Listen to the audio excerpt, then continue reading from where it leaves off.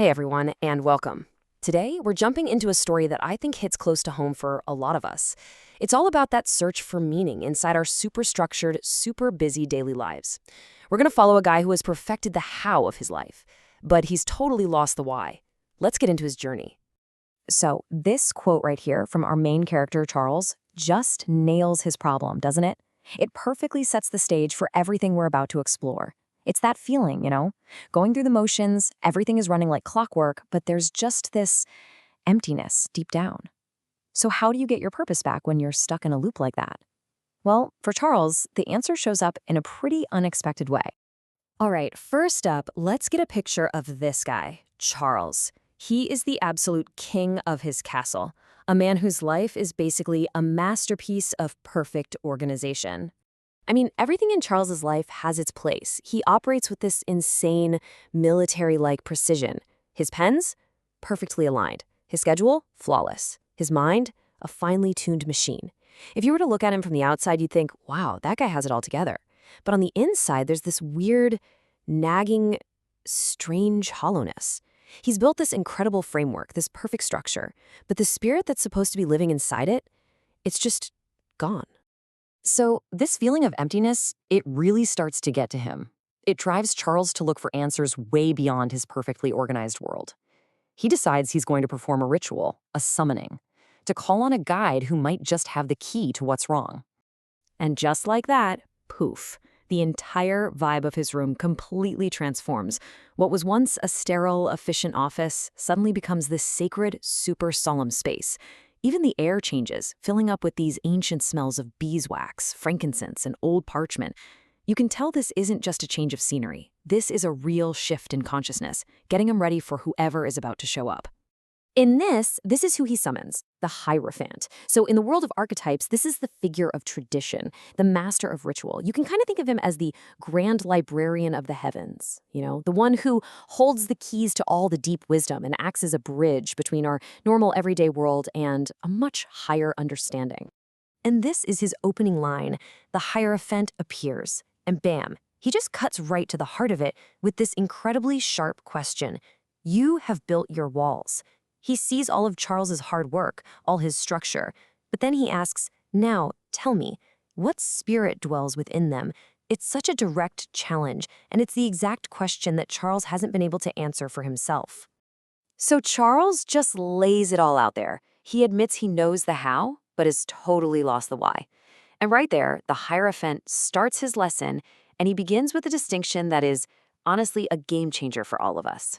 This brings us to something that seems simple, but is actually incredibly profound.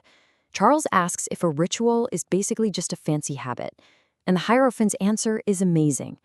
A habit is something you do just to get it over with, like brushing your teeth on autopilot. But a ritual, that's something you do to be present. It's all about your intention. It's the difference between mindlessly chugging your coffee and mindfully, truly savoring that first warm sip of the day.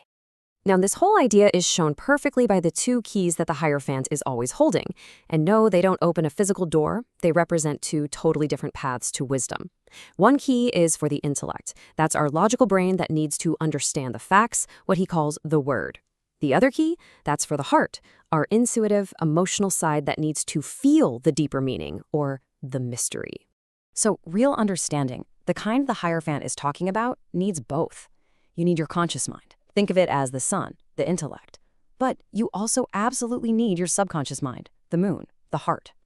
See, Charles had totally mastered the key of the intellect, but he'd completely lost the key of the heart somewhere along the way. Okay, so it's really important to get this. The Hierophant isn't some strict, rigid teacher demanding you follow rules without question. His real job is to be a guide, to give us a map for our journey that helps balance these two really powerful forces. And this right here, this is the whole lesson in a nutshell. It's about finding that perfect balance. Structure without spirit, which was Charles's problem, is a prison. It's just a cage of empty routines. But the opposite is just as bad. Spirit without structure, that's a storm. It's just chaotic, wild energy with no direction. The goal is always that middle path. I just love this quote. It explains his role so perfectly. He compares himself to the fool, another archetype, who just wanders around freely but with no direction at all. The Hierophant, on the other hand, provides the map, the foundational knowledge. He's teaching that real freedom, the kind that lets you truly break the rules, doesn't come from being ignorant of them. It comes from mastering them first. He's the teacher who gives you the tools so you can go build whatever you want. So let's get to the payoff. How does this whole conversation with the Hierophant actually change things for Charles? How does he put all this wisdom into practice? As the Hierophant fades away, he leaves Charles with this one last piece of wisdom. And this is the ultimate takeaway. It's not about following someone else's rules. It's about creating your own rituals. And the secret ingredient? Intention. When you do things with intention, the universe actually listens. And here is the direct result.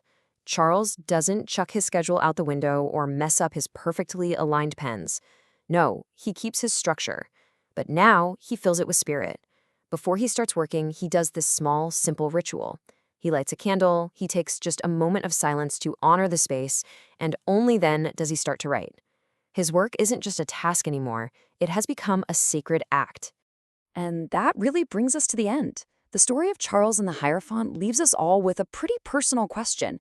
You don't need some huge, elaborate ceremony. Just what one small, intentional act could you bring into your daily routine?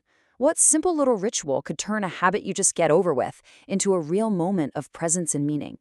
It's definitely something to think about. Thanks for tuning in.